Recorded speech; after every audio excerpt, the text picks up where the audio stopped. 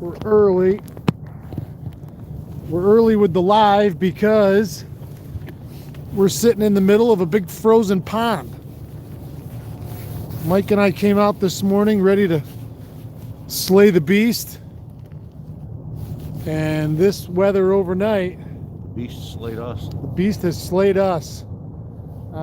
We had a few little pieces. Let's do this.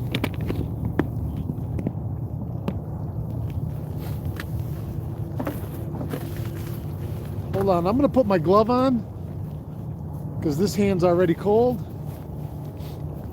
I'm gonna get my coffee.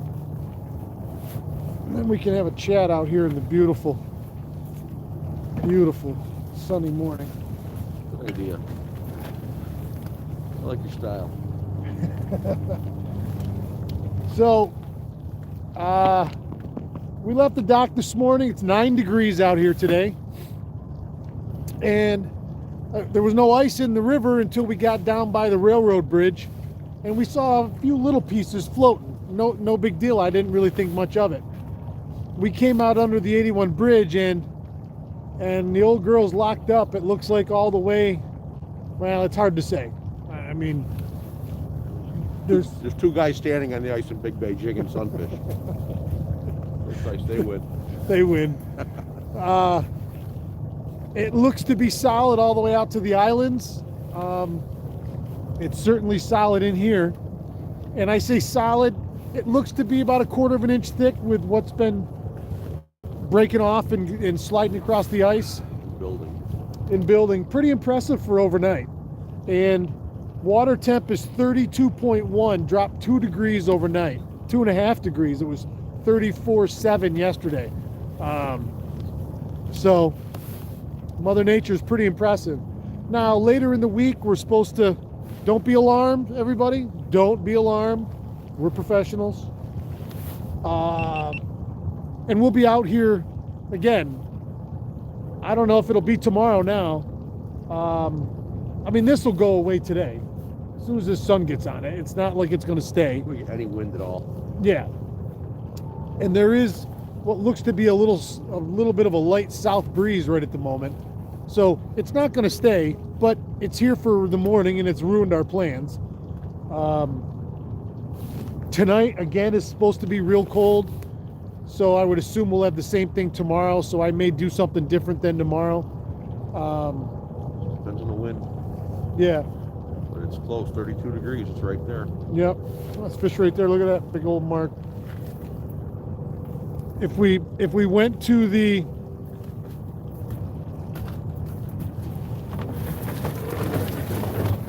let's go to the back. You can see the ice trail that we broke all the way out from the bridge. I'm just going to leave the motor running because You have to. oh, look at that sunrise coming up. Man, you guys are going to get this full force. Should I do a dance for my Instagram? What a beautiful morning. Holy shit. Yeah, almost. Yeah. Almost perfect. I saw someone comment over here. Where'd they go? Dude, it's 9. Yeah. Yeah, we're aware. It was 12 when we decided to come out. Yeah, we're aware.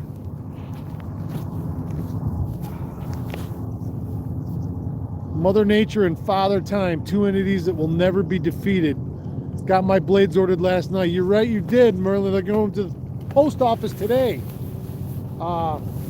First pressure crack of the season. Yeah. The snowmobile already fell in it. Jesus. So, we're hanging out being cool for a minute. God, that's beautiful. That freaking sunrise is spectacular. We're going to talk for a minute while you guys watch this, because in real time, it's only going to take about a minute.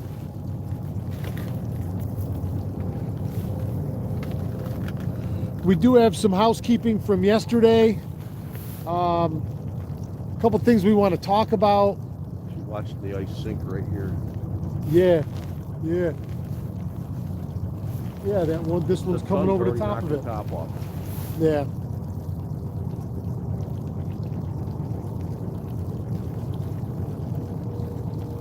Well, I can say for certainty that we're the only ones out here now today. Except for a few ducks and geese.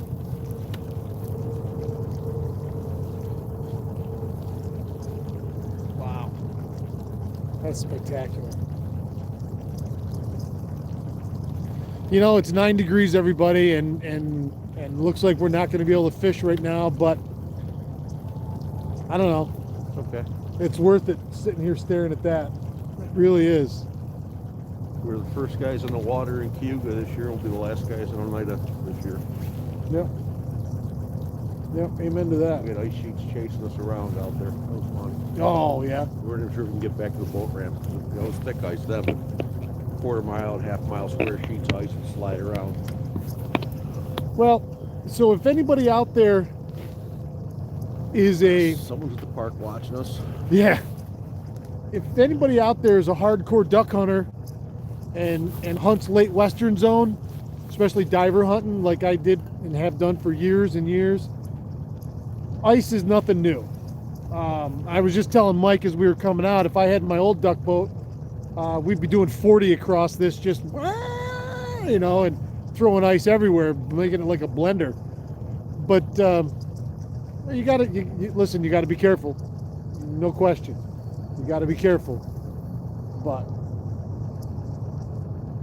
so, okay, let's start with this. I put 25 packs of blades up last night. I went over and saw this man here, and we got our new pack together, and they're sold out already. Thank you very much, everybody.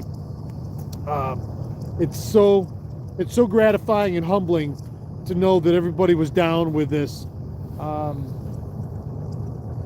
There will be more, I'm sure. I just don't know when at this moment, but I'll keep everybody posted, I promise.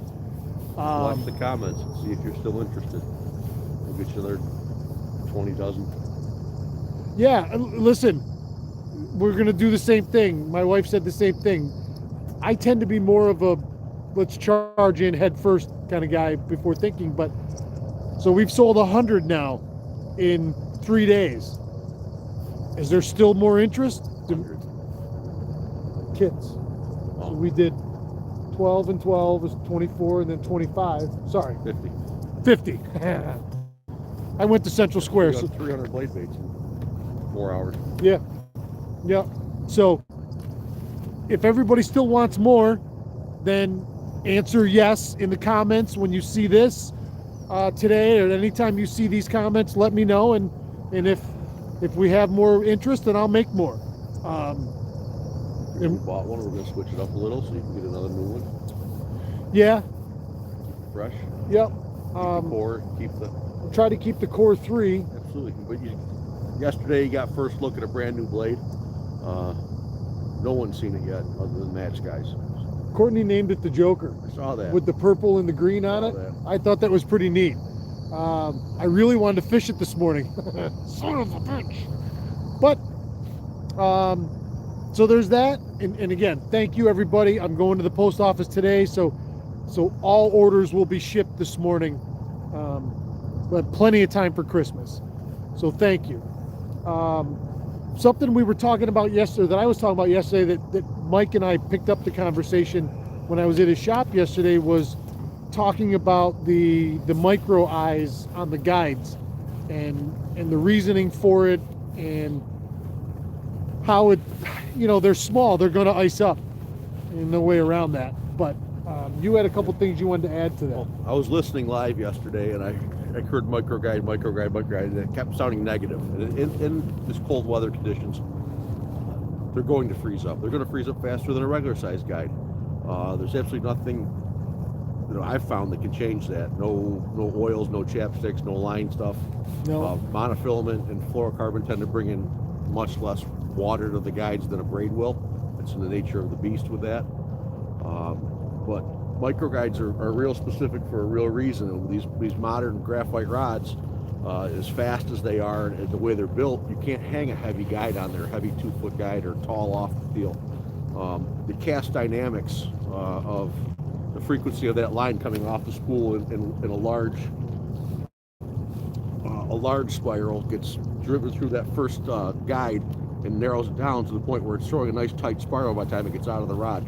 So that's part of the cast dynamics, and the rod is designed to flex all the way down to the handle. When you load that rod and make the correct cast, it'll sway out there. Think of it a lot like a fly fisherman when he's casting. Same thing. Load the rod, go. Well, the line doesn't load the rod. The lure loads the rod with a spin cast or a casting equipment. Right, because the line has no ambient weight. Line has no weight, and the bait has no weight when you're fly fishing, so the line has to carry it out there. So that's the kind of the difference. But the dynamics of the cast are relatively the same. Where you load the rod, you put it behind you, you load energy into it, and you launch it. It all starts your speed, your timing, all are critical for cast accuracy, and micro guides help with that because it centers that line much quicker. And the other thing is they're lighter. Most guides are single foot now, where they're attached in one spot, not two. We all know back in the 70s and prior to that, two, it was two. Just because the nature of the beast with a fiberglass rod, it was sloppy, it was slow, and it didn't matter how heavy it was because it was just how they built stuff. Right. But with these fine nano graphites and these high modulus stuff, it's super lightweight. I mean, a rod weighs ounces, 2 ounces. I looked them up. It was ridiculous how light they were. Yeah, you take your reel off these Douglas rods.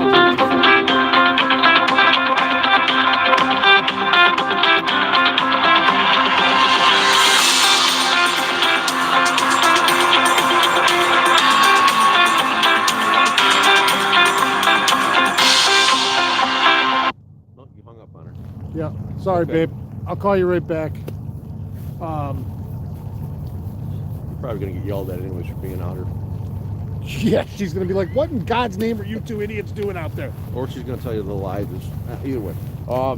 But the cast dynamics, it gets that line down to that tight spiral where it throws an accurate, fast cast. It's also less stress on those fine nano graphites with those lighter guides. And the other thing is the more points of contact with the guides by multiple micro guides puts more points of contact onto the blank, which puts it into your hand, so you're more sensitive rod with those. The other thing is, if you look at when that blank bends, what you don't want to have is you don't want to have sharp angles between your guides, so they put them closer together where it's a nice smooth transition from guide to guide. Yeah. Where if you're using larger guides and they stand off the blank more, you get a bigger, larger angle between them. A lot of inexpensive rods will save money because the guides are super expensive. Yeah. Guides Yes. are super expensive. The guides in the reel seat, these are, and these guides that they're using on these Douglas X Matrix are the titanium alloy. Donnie explained them to me, and there's some crazy ultralight Fuji guide. Fuji concept. They're the best. The Yeah. best we've been able to find. Yeah. So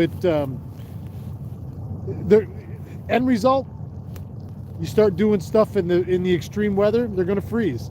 And and again, like I said yesterday, coming from a winter steelhead fishing background, every cast you had to break ice in the eyes and make your next cast. It's just the way it was. And we choose to be out here in extreme conditions, and sometimes it just means slowing down. I think usually that's the biggest thing. Is it just this? The colder it gets, the more you just gotta take your time with things. If you look at a super soft steelhead type blank that's designed to fish a float, where you're not like chucking lead and you're fishing a float, you can get away with a softer rod with longer feet on your guide, so they step away, and smaller, like larger for size guides, because you're not looking for sensitivity out of the rod. The float's doing the job for you. The rod is simply the carrier to get the float to do its job. You're watching the float. You're not feeling, not so much feeling for a bite as you would be if you're jigging for a walleye, or if back in the day when you were chucking. Not at all. You're not feeling for a bite. It's where okay. So the points of contact, Mike, means is that line laying right on those eyes, and now with these super lines like we were talking about, you know, that so that fish yesterday on camera that I caught on that swim bait with the first one that I missed, and I said it right off the bat. I'm like, I felt it so fast, and I felt that original tick that I pulled it right away from him, because when that vibration transmitted all the way up that braid, and then it started hitting every one of those guides, it comes right down the rod blank. And that's how you feel that when someone says, oh, I felt that, that's what they mean. On those big steelhead rods and other, or Trolling rod. yeah, you're not, feel is irrelevant. It's not even a part of the equation. So they're different beasts, and like I say, it's mother fluffing cold out here, and it's making ice, you know. And I was throwing a one of my rods with straight mono on it yesterday, and it was still icing up. You know, and they don't necessarily carry as much water as braid does, but didn't matter. Let's see who's with us this morning.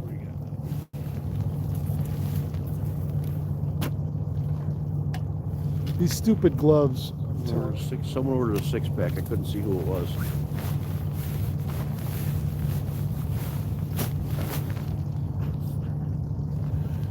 All right, let's go through.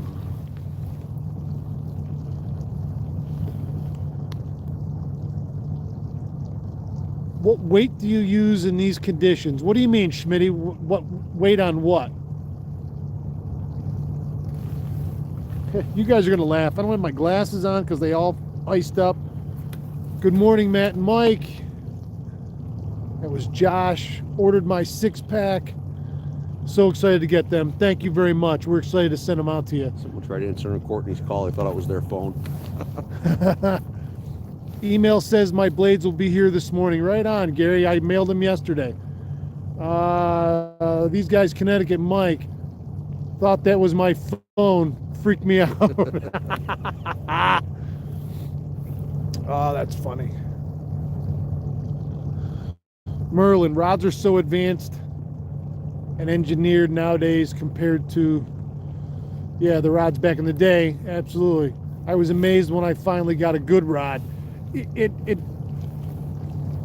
Listen, before this year, I fished a lot of rods that were very modestly priced, and there are some good ones, don't get me wrong. You know, you don't have to spend hundreds of dollars to have something that will do the job.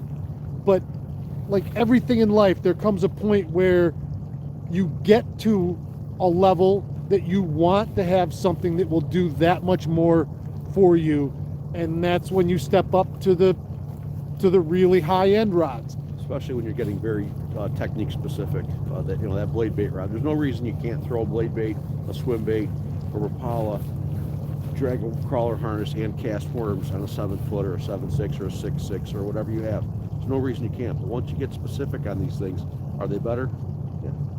Yeah. Better. Yeah. Can it be done? Probably 80% of the guys out here are doing it with 2 rods, and it's Absolutely. Yes, it can be done. Absolutely. But once you get technique specific, if you really want to, it puts a smile on my face actually. Put the right rod in your hand and fish that technique. And that blade bait rod, that 683 XF, it's been a fantastic year for a million reasons, but that rod is just the first. 2020 has been special. I'm kind of sad to see that the sunrise is probably the last one I'm going to see from the lake this year. But yeah, nature of the beast.